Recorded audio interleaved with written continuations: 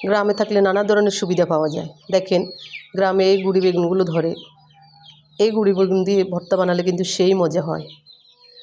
একটা শুটকি দিয়ে দিলাম আর গুঁড়ি বেগুন, যা আমার ছাদ বাগানে গাছে ধরেছিল, আর কয়েকটা মরিচ, এর সাথে বোম্বাই মরিচও দিয়েছি। এখন এগুলো টেলে নেওয়ার পরে হামানদিস্তায় এইভাবে একটু ফিশে নিচ্ছি। দেখেন এগুলো ফিশে নিলে কিন্তু অনেক মজা হয় একটা ভর্তা তৈরি করলে, তার সাথে একটা আলু দিলেও ভালো হয়। আমরা যারা গ্রামে থাকি সচরাচর আমরা সবাই গ্রামে এই সুবিধাগুলো পেয়ে থাকি। নানা ধরনের ভর্তা আইটেম করতে পারি আমরা, মুখরোচক ভর্তা। দেখেন এই ভর্তাটা কিন্তু আমার কাছে ভীষণ মজা লাগে।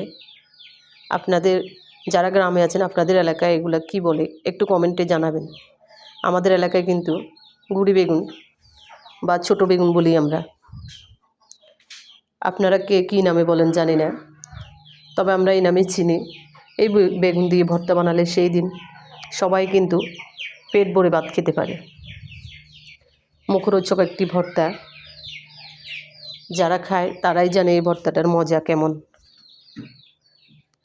আসলে আমরা গ্রামে থাকি বলে আমাদের অনেক সুবিধা পাওয়া যায়।